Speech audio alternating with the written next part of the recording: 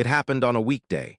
I was in my home office finishing some work when a notification appeared on our shared tablet. It was a text message, synced from my fiancée Sarah's phone. We rarely used the tablet. It mostly sat on the charger, but for some reason I glanced at it. The message was from her mom. Any luck getting him to discuss the loans? Then a new message from Sarah popped up as I was looking. Not yet, he's dodging it. But don't worry, I'll get him to agree before the wedding. Once he pays them off, I'm out. I stared at the words. They didn't feel real. My brain refused to process them. I run my own design firm. My life revolves around details, how things connect. This one sentence shattered the entire framework of my life. Out, once he pays them off. It wasn't a joke or a misunderstanding. It was a plan, a cold, calculated, ruthless plan. My first instinct was pure rage. I wanted to grab the tablet and smash it against the wall. I wanted to storm into the living room where I could hear her laughing at some TV show and let loose. But then, a strange calm took over. This wasn't something to scream about. Screaming is for when you're trying to save something. This was already dead. All that remained was the cleanup. I took out my phone and snapped a photo of the tablet screen. I emailed it to myself. Then I scrolled through the message thread on the tablet. She'd been careless, so certain her quiet, predictable fiancé would never check.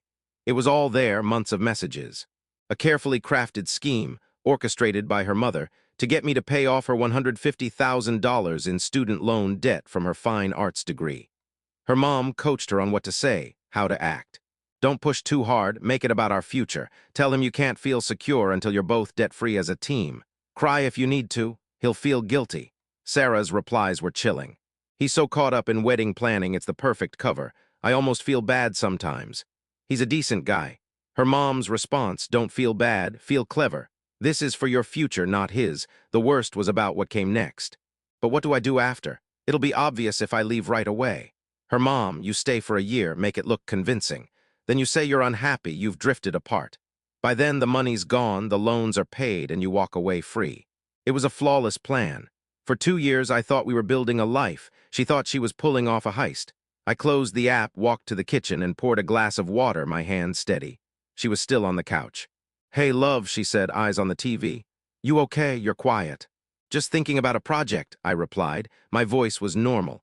I felt calmer than ever. She thought she was playing chess, unaware I'd seen the whole board, every move she planned. And I was about to upend the game.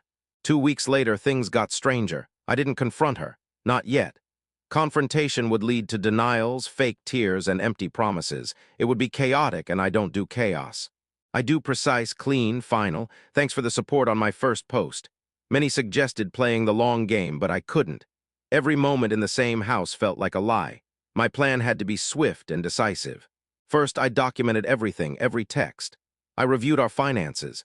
She lived in my house. I paid the mortgage, utilities, her car in my name, insurance, gas, vacations, dinners.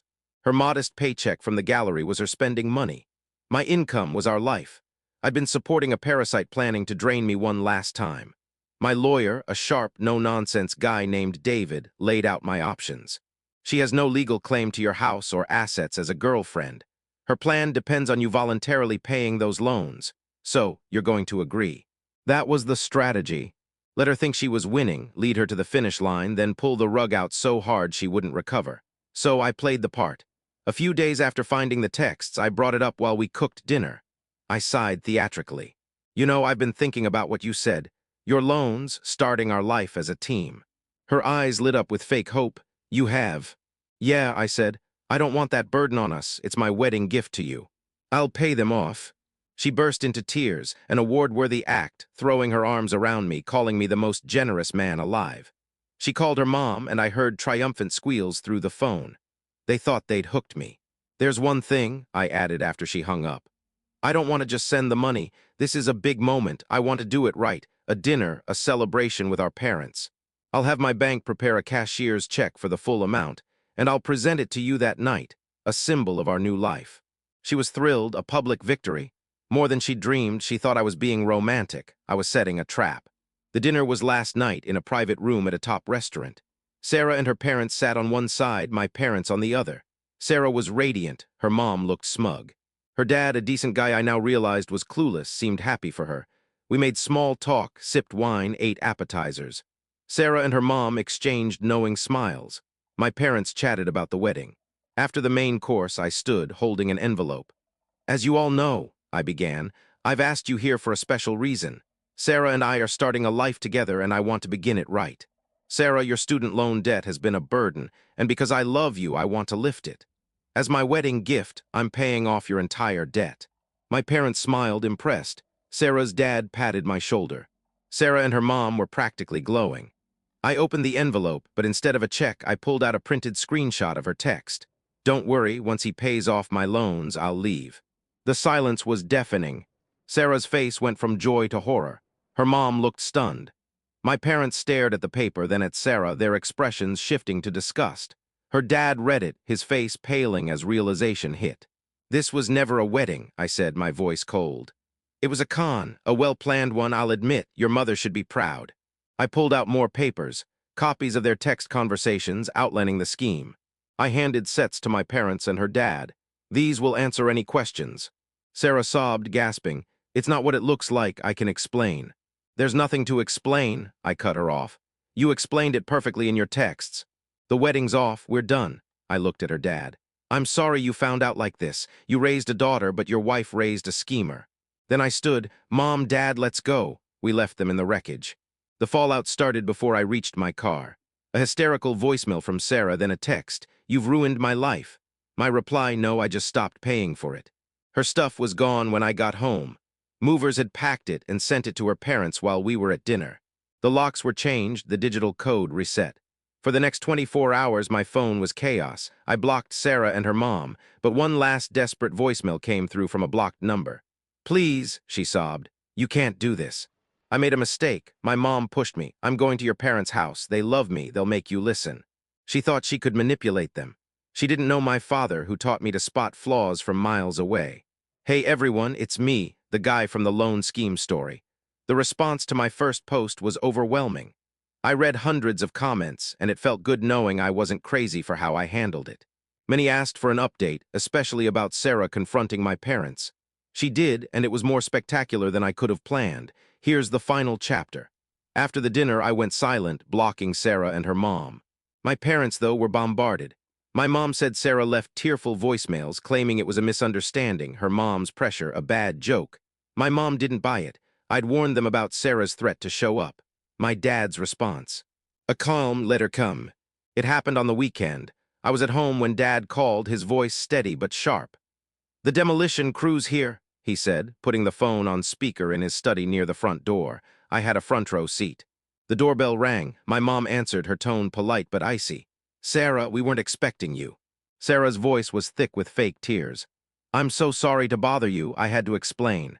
He's not thinking clearly, throwing everything away over a misunderstanding. It's not a misunderstanding when it's in writing, my dad cut in, stepping into the entryway. My son showed us your texts, all of them. Sarah sobbed harder. That wasn't me. That was my mother. She put those ideas in my head. I love him. You know I do. My dad let her finish, then spoke. I'm a designer, Sarah. My son is a designer. We build things, buildings, relationships, families. The first rule of building is a solid foundation. You don't build on lies or deceit. It wasn't fraud, she wailed. It was a mistake. Was it a mistake when you texted your mother you'd stay a year to make it look good? He asked, voice sharp. Or when you said you'd have options once you weren't trapped? That's not a mistake. That's a calculated plan, technically impressive, morally disgusting. He wasn't yelling, just dismantling her with precision. You didn't come to explain. You came to manipulate us, thinking we're a weakness to exploit. You're mistaken. This family isn't fragile. Then a car pulled up. Another knock. My mom muttered, for heaven's sake, and opened the door. It was Sarah's parents, Tom and Linda. Tom spoke first, flustered. We're sorry to be here like this. Our daughter's a wreck. This is a terrible misunderstanding. He may have overreacted. My dad cut him off. Overreacted. Tom, I saw the texts. Your wife coached your daughter to commit financial fraud against my son. Did you know? Tom puffed up. Of course not. I'm as shocked as you. Linda was just trying to ease Sarah's financial stress. Her methods were misguided, but her heart was in the right place. He was a good actor. I'd almost pitied him at the restaurant, thinking he was clueless. But my dad, with 40 years of spotting lies in contracts, wasn't fooled. So, Dad said, your wife and daughter planned this for over 6 months, and you, living in the same house, sharing finances, had no idea. Not one conversation about extracting $150,000 from my son. I'm a busy man, Tom said dismissively. I don't get involved in their daily drama. Interesting, Dad replied. I spoke to my son's lawyer today. He mentioned the legal definition of conspiracy to commit fraud. Investigators look at financial records, phone records, everything, to see who knew what. Forensic accountants can uncover a lot. The threat was subtle but clear. Tom's face paled. Linda gasped. This is an overreach, Tom stammered. No need for lawyers. Isn't there? Dad countered. Your daughter tried to steal enough for a house down payment. That's not a misunderstanding. That's grand larceny in a pretty dress. You either knew and did nothing, making you complicit, or you were so negligent it's indefensible. You have no moral ground here. He turned to Sarah. You came looking for an ally, you won't find one. You targeted my son's kindness as a weakness, his stability as an opportunity. You're a predator and you're no longer welcome in this family or house. The engagement is over. The relationship is over. If you contact us again, we'll pursue a restraining order. Clear. Sarah stood speechless, her fake tears gone, replaced by shock. She'd walked into a negotiation and found a demolition. Now, Dad said, I suggest you and your family leave. You have a lot to discuss. The door closed. Dad picked up the phone. Still there. I'm here, I said, my voice shaky. It's done, he said. The site's clear. The aftermath was even better. Tom, terrified of legal scrutiny and his own finances being exposed, unraveled. He and Linda fought in my parents' driveway, him blaming her for the plan's failure, her blaming him for not acting better. Sarah was left with nothing. Her parents are on the brink of divorce, their marriage as rotten as the one she tried to build with me. Her dad cut her off financially, furious at the humiliation and risk. Sarah's back home, in a fractured household, with no fiancé, no job to cover her bills, and $150,000 in student loans that are still hers. She didn't just lose a fiancé, she lost her entire support system. She gambled on a perfect plan and lost everything. The demolition is complete.